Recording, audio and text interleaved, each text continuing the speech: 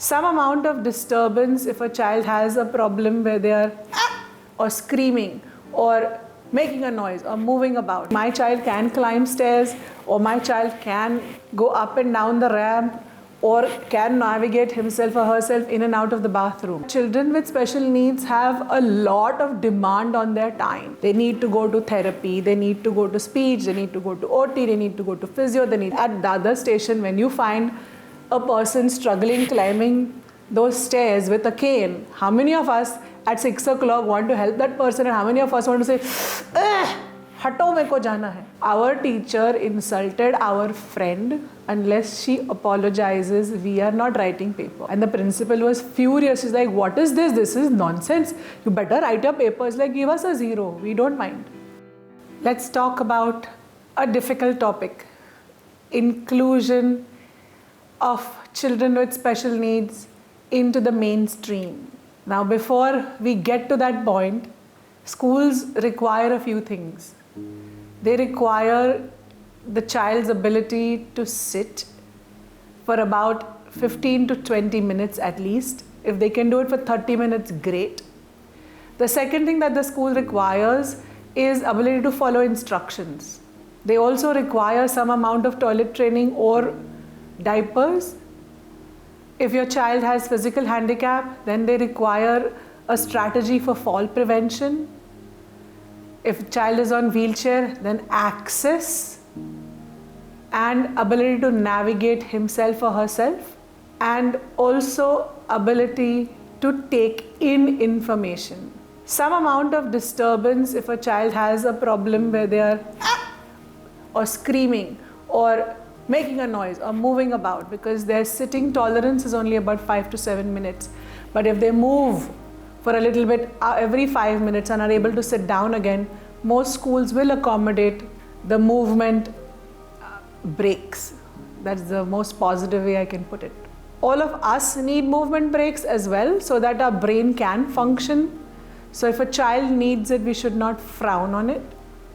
In fact, most of our learning happens when we are moving. The other 3 things that are also, they're not really necessary, but also to the ability of helping a child be included, is going to the school and being open about the problems that your child has, helping them help your child. So if you have a child that has physical disabilities or is using crutches or a walker or even a wheelchair, to let the child navigate the school with the teacher standing there saying, see, my child can climb stairs, or my child can go up and down the ramp, or can navigate himself or herself in and out of the bathroom. Physically let them assess the child that way. If they need help, usually schools who are a part of all-inclusive education are ready to help you with strategies because they've done it with other children. The best thing that most schools tend to do is, if they have a special child, they form a buddy system around this child. They have 5 or 6 children who become this child's friend, who are academically decent.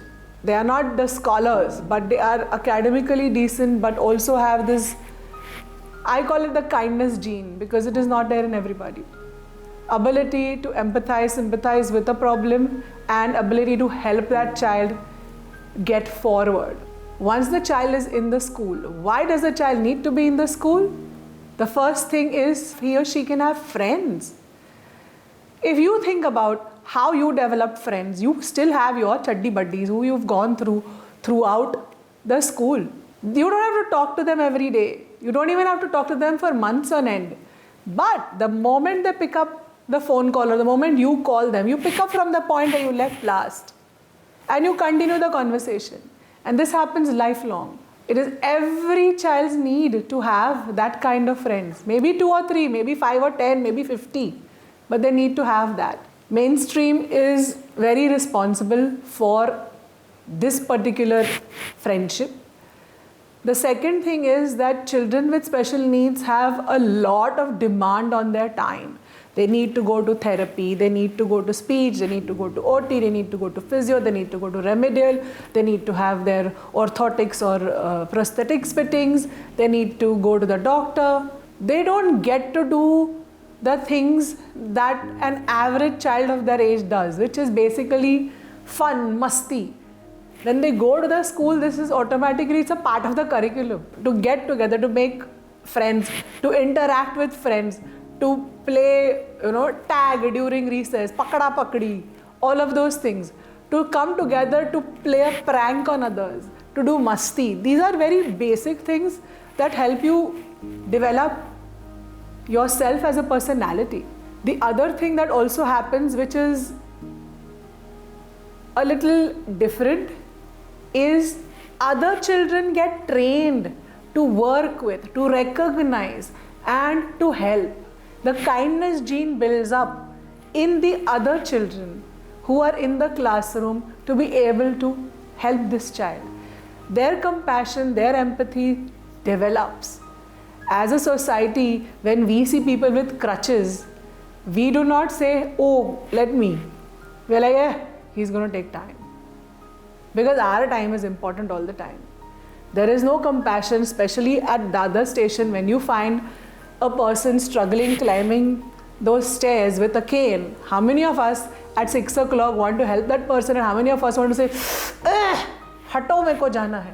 This compassion as a society we are lacking, and if one classroom at a time, if we can educate our children with the help of children with special needs in the classroom, it really works for the betterment of the fabric of the society.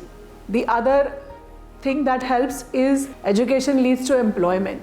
Instead of being that person that is going to draw from the resources of the society, a child with special needs can be somebody who can be a contributing member to the society.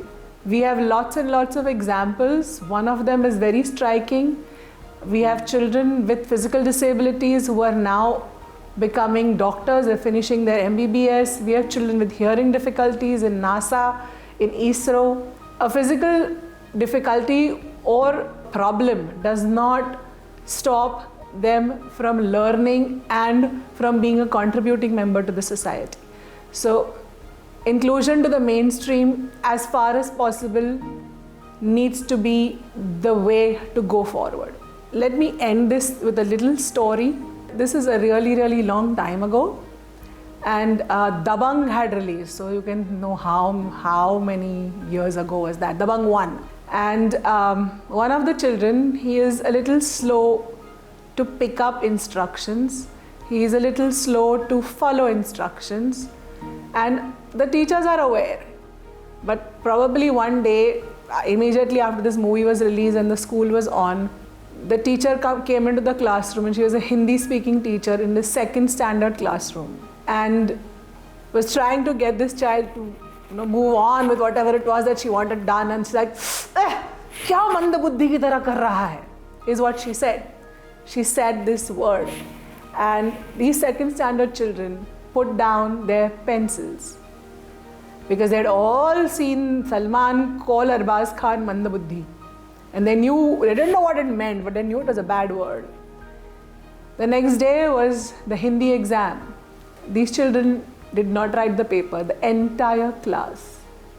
So they were called to the principal saying, why are you not writing? And they are like, our teacher insulted our friend. Unless she apologizes, we are not writing paper.